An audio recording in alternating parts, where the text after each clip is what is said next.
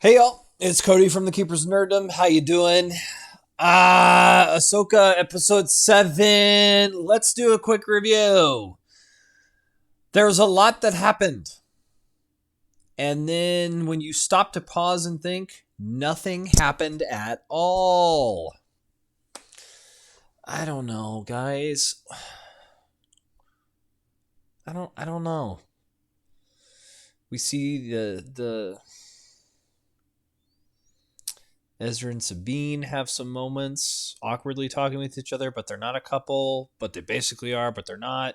I'll be honest, Ezra and Ahsoka's meeting was way more believable than Sabine and Ezra's at all. That's it. Um, I don't even know where to start. Oh yeah, there was a trial at the beginning that totally Princess Leia, but not Princess Leia showed up and saved the day, but she wasn't there. It's just C-3PO, and they just used records from Princess Leia, but not really to cover for Hera being an absolute turkey and lying and hiding everything, and Mon Mothma sees right through it. I'll be honest, a lot of girl power at the beginning of this episode, and yet it's not good girl power. It's bad. It's just bad. I don't know. I'm just kind of bored. There's a lot going on. I'm just kind of bored. I don't know. What is the point? I don't know. It felt like a filler episode. Episode 7 of 8. A filler episode. That was just, let's have more action and more fight scenes to pad out what's happening. Because Balin, is that his name? I can't remember. Has some plans. The best character in the whole episode was Hugh Gway, David Tennant robot. Fantastic as usual, and actually even more expressive than most of the people. But I will say Sabine and Ezra actually smiled at each other once they saw each other. Sabine actually had a little bit of emotion this time. But what did we accomplish? Basically,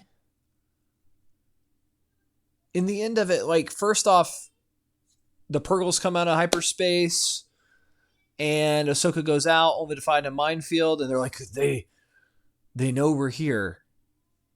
No, that's a minefield, stupid. That has nothing to do with if you're here or not. As in, like, that the minefield was that. Now, obviously, if they have any sort of detection devices, then yes, they know they're here. But it was almost like they were implying the minefield was them being aware that they were there already. And it's like, no, a minefield's there in case something happens to protect from. But why didn't it go off whenever the other ship went in? Because they wouldn't have had the codes to defend against it. Logic. And then we have Empire Strikes Back hiding amongst the asteroids, quote unquote, again, even though that's, the bones of the space whales. Until Thrawn has the Night Sisters find her, and then he bombs them, but doesn't actually hit them. And so then Ahsoka actually goes and finds Sabine through the Force while they're having all this moment, and then goes and finds her. But yet Sabine doesn't have the Force, people. This is how they're going to explain how Sabine has Force power now, because somehow she got connected with it through Ahsoka. It's not how it works. It's not how it works at all. Ezra didn't take his lightsaber and use it. He didn't. I don't know. He's like, no, I gave it to you. It's a gift. The Force is my ally, and he uses Force powers, but still, you're better at it than her. Even though apparently she can block everything anyway. Stormtroopers are just stormtroopers again. We get to the end of the episode, and Thrawn goes, this was actually all a win. And the Night Sister main lady, Morgan Elsbeth, is like, how did I figure? Because we just lost. He goes, because we gained time that Ahsoka doesn't have. And our cargo bay is almost full. How long does it take you to fill a cargo bay? What are you doing? What in the ever-loving of heck are you doing that it's taking you that long? Balin's got some sort of ulterior motive. We haven't gotten any answers. We have one episode left. I'm afraid all these concepts and rumors of we're just going to end up with a show that's leading into a movie. It's getting there, but I'll be honest, this show is boring. Lots of action and yet boring. I don't know how that's possible. I think it's just mindless because it doesn't need to happen. It was just like they wanted to pad out an extra episode. So you know what? Here's how we're going to pad out the other couple minutes of this. Like, share, and subscribe if you agree. If you don't, I'd love your like, share, and subscribe as well. But you could totally enjoy this and have fun in it, except for if you paused to even like think about any of it, what did you actually accomplish? The answer was, I guess they got back together. Thrawn makes something to say that now we've had the time we need. No, you didn't. You already had it. It's done. It wouldn't have taken that long. You already were loaded up. Or close to it seemed like from the last episode.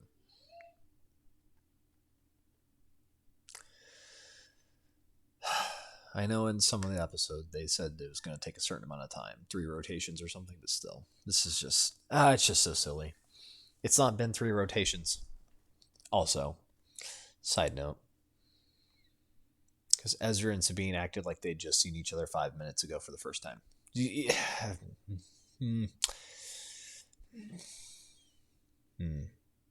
And Sabine totally found him in less than a day. Just saying. Dave Filoni doesn't do a good job. He just doesn't, and that's frustrating. So, you know what we're going to do for the next few minutes?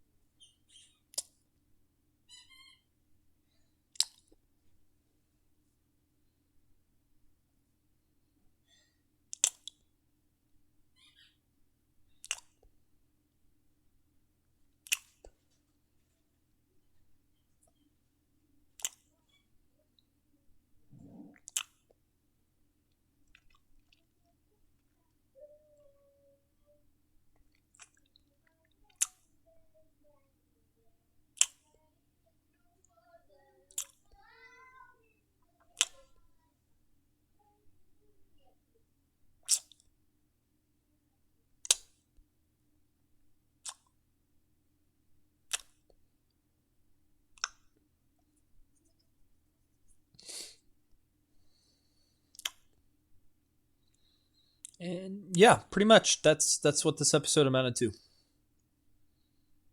Yep, that's it right there. It's about what it amounted to. I've been Cody from the Keepers of Nerdom. Like, share, and subscribe. Peace out, y'all.